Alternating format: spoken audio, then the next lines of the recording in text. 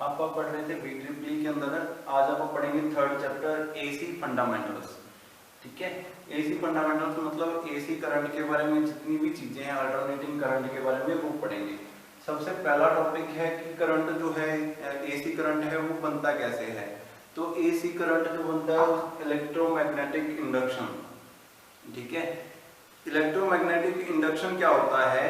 The phenomenon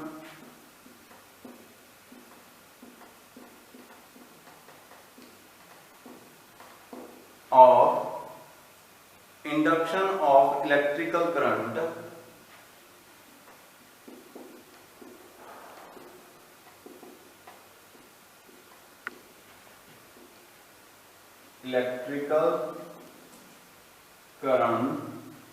या electricity बोल सकते हो,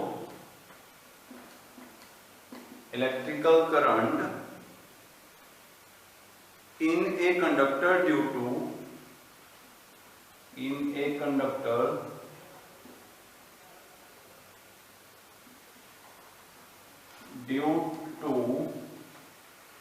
change in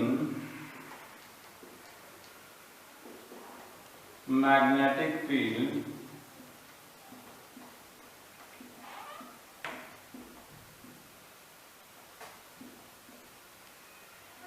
ठीक है, जिस मैग्नेटिक फील्ड से वो टच में था उस मैग्नेटिक फील्ड के कारण चेंज होने के कारण कंडक्टर के अंदर करंट पैदा हो जाना, उस फेनोमेनन को क्या कहते हैं? Electromagnetic induction. ठीक है, इस ये वाला इलेक्ट्रोमैग्नेटिक इंडक्शन मतलब कि कंडक्टर जो था, ठीक है, वो किसी ना किसी इलेक्ट्रोमैग्नेटिक फील्ड के अंदर था। ये साउथ पोल किसी मैग्नेट का, ये नॉर्थ पोल। जिसको जो कंडक्टर था जब वो उसको ये मैग्नेट हिली जातो, ठीक है, जहां कंडक्टर को हिलाया गया तो इस कंडक्टर के अंदर करंट पैदा हुआ। ठीक है, अगर ये किसी सर्किट के साथ टच में होता और इसके साथ कोई ना कोई गैल्वेनोमीटर लगाते तो वो करंट शो करता कि इसके अंदर क्या है, कोई ना कोई करंट पैदा हुआ है। समझ गए कि वो फेनोमेनन जिसके आधार पर अगर कोई कंडक्टर इलेक्ट्रोमैग्नेटिक फील्ड के अंदर मूव करवाया जाए या कंडक्टर मूव हो तो उसके अंदर करंट पैदा होता है, उस करंट को क्या बोलते हैं? Electromagnetic induction. ठीक है, इस इलेक्ट्रोमैग्नेटिक इंडक्शन को के बारे में ज्यादा समझने के लिए बहुत सारे लॉज बने हुए हैं। जैसे फैराडे ने भी अपना लॉ बनाया था। फैराडे ने क्या कहा था वो देखते हैं। नेक्स्ट जो टॉपिक है अपना इलेक्ट्रोमैग्नेटिक इंडक्शन के, नेक्स्ट टॉपिक है फैराडेज लॉ। फैराडेज लॉ क्या कहता है?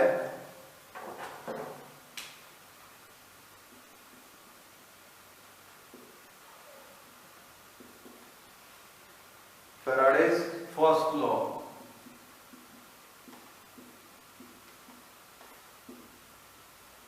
ठीक है, फैराडेज फर्स्ट लॉ क्या कहता है कि अगर मैं पढ़ता हूं इसको, whenever the number of lines of force associated with any closed circuit changes and induction current flows through the circuit। अगर कोई कहते हैं कि इलेक्ट्रोमैग्नेटिक लाइंस होती हैं जो, अब ध्यान दो, मैंने आपको बताया था कि एक साउथ पोल होता है, एक नॉर्थ पोल किसी मैग्नेट का। अगर एक का साउथ पोल और दूसरे का नॉर्थ पोल है तो दोनों के बीच में एक मैग्नेटिक फील्ड होगी। ठीक है, ये मैग्नेटिक लाइंस होती हैं इसके बीच में जो फील्ड को शो करती हैं। ठीक है, ये स्ट्रेट नहीं होती हैं लेकिन ये शो करती हैं कि कैसे मैग्नेट जो है एक तरफ से दूसरी तरफ अपनी फील्ड जो है उसका पावर जो है वो ट्रांसफर कर रही है। ठीक है, अगर इसके अंदर कोई अपना कंडक्टर है उसको अपन मूव करवाएंगे तो उसके अंदर करंट पैदा होगा, ये भी अपन ने पढ़ा था। तो ये कहते हैं whenever the number of lines of force associated with any closed circuit changes and induced current flow through the circuit। अगर ये चेंज करती हैं लाइंस, किसी भी कारण से चेंज करती हैं, आप देखो ये स्ट्रेट है, चेंज करने का कोई कारण नहीं है, लेकिन अगर मैं इसको चेंज करवा दूं इन लाइंस को तो करंट पैदा होगा इस क्लोज सर्किट के अंदर।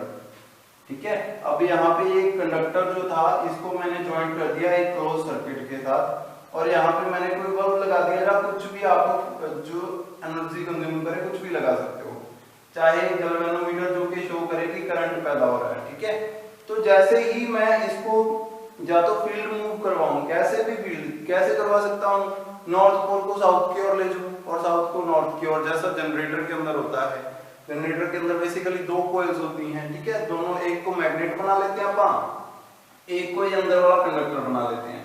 जब बाहर वाला कंडक्टर मूव करता है तो अंदर वाले करंट के अंदर करंट पैदा हो जाता है, अंदर वाले कंडक्टर के अंदर, ठीक है। तो ये सारा सिस्टम जो है ये फैराडे ने बताया था कि अगर कोई मैग्नेटिक फील्ड के अंदर मैग्नेटिक फोर्स लाइन, ये जो लाइंस हैं ये मैग्नेटिक फोर्स लाइंस हैं, इनके अंदर अगर कुछ भी चेंज आता है तो वो क्या होगा, उससे करंट पैदा होगा, ठीक है। ये उसके बाद उन्होंने बताया कि which last only so long as the change takes place, ये कब बंद होगा, जब तक ये चेंज होते रहेगी लाइंस, जब तक ये लाइंस मूव होती रहेंगी तब तक ये करंट बंद नहीं होने वाला, तब तक ये करंट पैदा होता रहेगा, ठीक है। ये फैराडेज फर्स्ट लॉ के अंदर बताया गया था। ऐसे ही फैराडे ने एक और लॉ बना था, उसका नाम है Faraday's second law,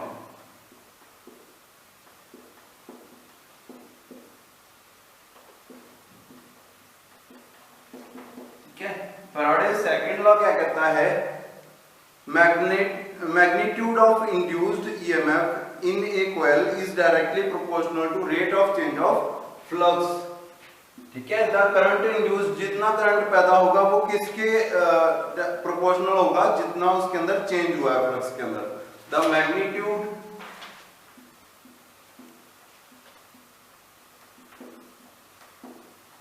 of induced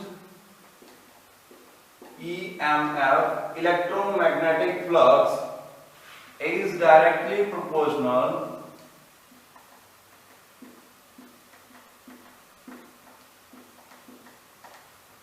to the rate of change of flux, ठीक है। जितने स्पीड से, जितना जल्दी जो फ्लक्स है वो मूव करेगा उतना ही ज्यादा करंट पैदा होगा, डायरेक्टली प्रोपोर्शनल है, ठीक है। Rate of change of flux, या मैग्नेटिक फील्ड भी लिख सकते हो फ्लक्स की जगह पे, जितना जल्दी मैग्नेटिक फील्ड चेंज होगा उतना ही ज्यादा करंट पैदा होगा। अगर मैग्नेटिक फील्ड धीरे धीरे चेंज हो रहा है तो करंट कम पैदा होगा, अगर मैग्नेटिक फील्ड जल्दी से घूम रहा है, बहुत तेजी से घूम रहा है तो करंट ज्यादा पैदा होगा। इसका एग्जांपल ये देख सकते हो आप कि जनरेटर के अंदर, जब जनरेटर चलता है तो जनरेटर जब स्लो स्पीड पर होता है तो जो फ्लक्स है वो स्लो मूव कर रही है, जिसके कारण करंट भी कम पैदा होता है। जब उसको अपन स्पीड में, तेज स्पीड से चलाते हैं तो उसके अंदर कोयल जो है वो बहुत जल्दी मूव करती है, मैग्नेटिक फील्ड बहुत तेजी से मूव करता है, जिसके कारण करंट भी ज्यादा पैदा होता है। तो फैराडे सेकंड लॉ से ये पता चला कि जो मैग्नीट्यूड ऑफ करंट है वो चेंज होता है with respect to change in flux. तो आप इसको ऐसे लिख सकते हैं, इंड्यूस्ड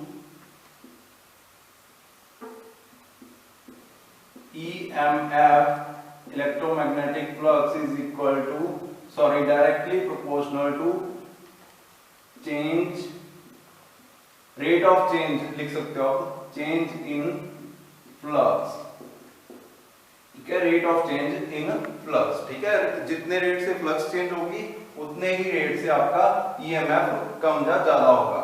इसको ऐसे भी लिखा जा सकता है, E is equal to minus N into d phi, ये हो गया आपका flux, d phi change in flux, change in rate of flux, divided by dt, change in time, change in rate of flux with respect to time, ठीक है। थोड़ा सा time change हुआ तो फ्लक्स के अंदर भी चेंज आ गया, उसको आप ऐसे लिखते हैं, d phi divided by dt, ठीक है। ये है n, नंबर ऑफ टर्न्स, कितनी टर्न कॉइल के ऊपर चढ़ी हुई है, ठीक है। जो कंडक्टर इसके अंदर है EMF प्रोड्यूस करने के लिए जो अपन ने कंडक्टर यूज किया है वो कॉइल के रूप में होता है, ठीक है, कॉइल बनी हुई होती है उसकी, उस कॉइल की कितनी टर्न्स हैं, नंबर ऑफ टर्न्स, उसको n से लिखेंगे, ठीक है। तो ये बन गई आपकी इक्वेशन, ठीक है। इससे आप फैराडेज सेकंड लॉ को समझ सकते हो। नेक्स्ट इसके अंदर आप करते हैं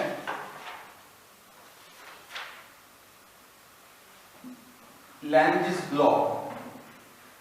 फैराडेज ने दो लॉ बनाए थे, उसके अंदर आपने फर्स्ट लॉ पढ़ा और सेकंड लॉ पढ़ा। सेकंड लॉ का मतलब था कि EMF जो इंड्यूस्ड होता है वो directly proportional to rate of change of flux, जितने जल्दी फ्लक्स चेंज होगा उतना ही ज्यादा करंट बनेगा, ठीक है। नेक्स्ट आप पढ़ते हैं लेंस लॉ।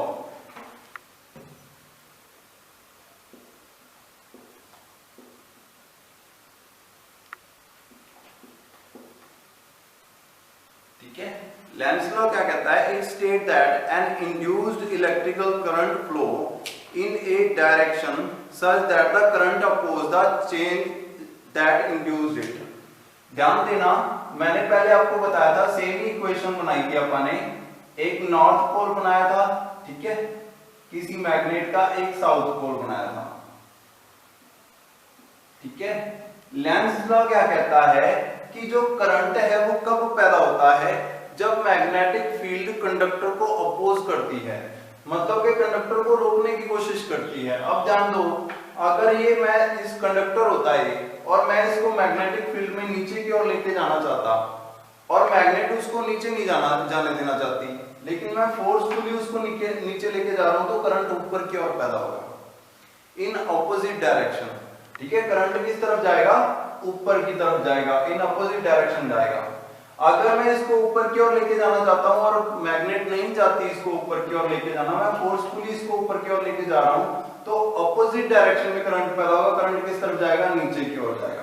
मतलब करंट कब पैदा हुआ? जब मैग्नेट इसको रोकने की कोशिश कर रही थी कंडक्टर को, लेकिन फिर भी ये धक्के से ऊपर की ओर गया।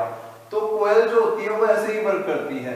एक किसी कंडक्टर के ऊपर आप कोयल चढ़ाते हैं, ठीक है, कोयल को आप कनेक्ट करते हैं अपने लोड के साथ। जब इसको मूव करवाते हैं तो कोयल जो है अपोजिट डायरेक्शन में जब घूमती है, ये मैग्नेट उसको रोकने की कोशिश करती है। जिस डायरेक्शन में ये घूमेगी कोयल, उससे अपोजिट डायरेक्शन में करंट पैदा होगा। ठीक है, ये कौन बताता है? ये लेंस लॉ बताता है। It state that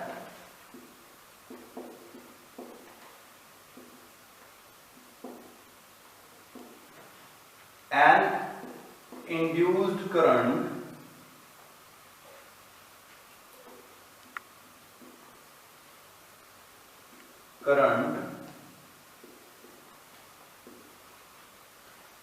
flows in a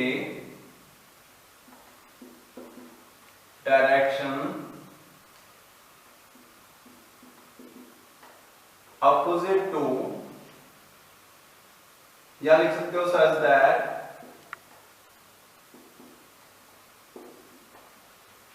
the current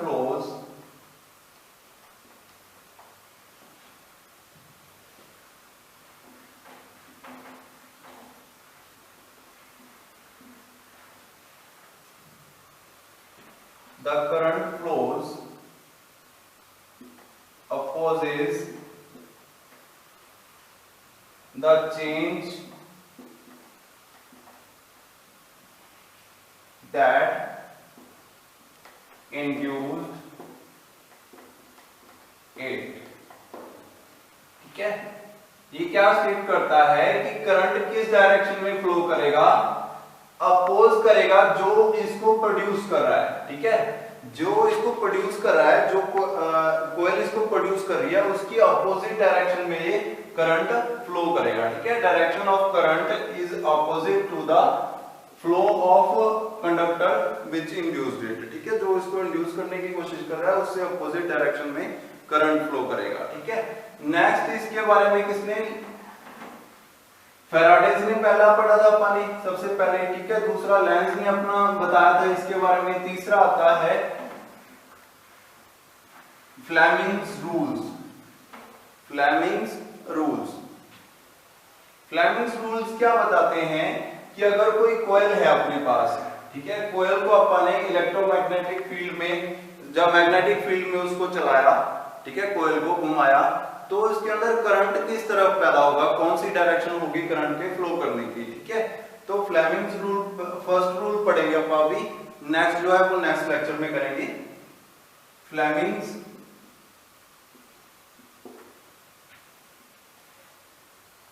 right hand rule.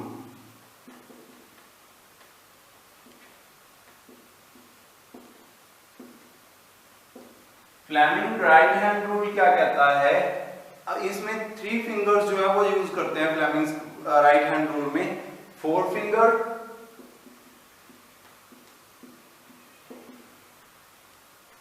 Central finger,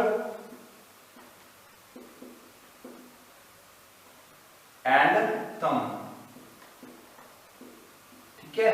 ये कहते हैं कि अगर इन तीनों उंगलियों को एक दूसरे के ऊपर 90 डिग्री पर, ठीक है, जैसे अभी मैंने बना रखा है ये वाला वो सिस्टम, ठीक है, कि अगर इन तीनों उंगलियों को एक दूसरे के ऊपर 90 डिग्री के ऊपर रखा जाए, फोर फिंगर, सेंट्रल फिंगर और थंब, ये एक दूसरे के ऊपर तीनों 90 डिग्री के ऊपर हैं, और फोर फिंगर जो है,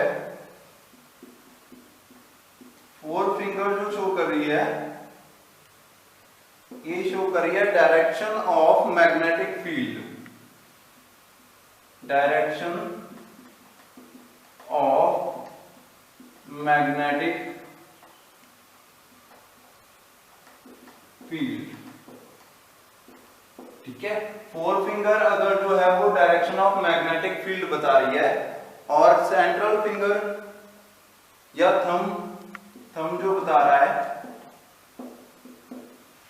ये बता रहा है direction of motion of conductor, direction of motion of conductor, ठीक है। कंडक्टर किस डायरेक्शन में मूव कर रहा है, ध्यान दो फिर से, मैं यहाँ पे दो मैग्नेट्स बना देता हूं, ठीक है। मैग्नेट के एक तरफ से जो फ्लक्स है वो दूसरी तरफ इस तरफ जा रहा है, फ्लक्स हमेशा एक डायरेक्शन में मूव करता है, ठीक है। तो इस तरफ अगर मैग्नेट जा रहा है, फ्लक्स जा रहा है, इसके अंदर ये वाला कंडक्टर मैंने रखा, इसको मैंने ऊपर नीचे मूव करवाया, ठीक है। अगर जो थंब है वो इसको मूव किस तरफ करवा रहे हैं, उस डायरेक्शन को शो कर रहा है ऊपर की तरफ, और जो मैग्नेट है वो ऐसे जा रहा है, ठीक है, समझ रहे हो। तो अब जो थर्ड जो फिंगर है, सेंट्रल फिंगर है, वो क्या बताएगी, सेंट्रल फिंगर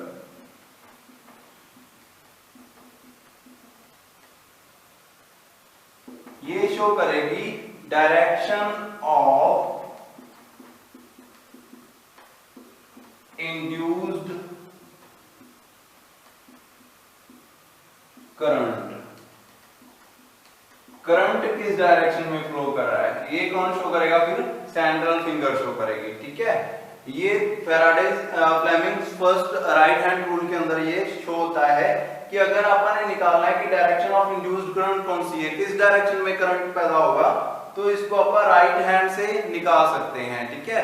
राइट हैंड से कैसे निकाल सकते हैं, राइट हैंड के अंदर अपने central finger, middle finger, central finger और ये वाली थंब जो होते हैं, इनको एक दूसरे के ऊपर 90 डिग्री पर रखकर, ठीक है, फिर जो थंब था उसको क्या शो करता था, मोशन ऑफ कंडक्टर, एंड जो मैग्नेटिक फील्ड कौन शो कर रही थी, फोर फिंगर।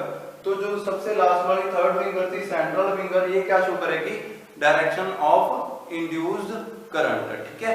तो ये आपका टॉपिक था जो अपन अभी पढ़ेंगे, बाकी नेक्स्ट जो है वो नेक्स्ट लेक्चर में पढ़ेंगे।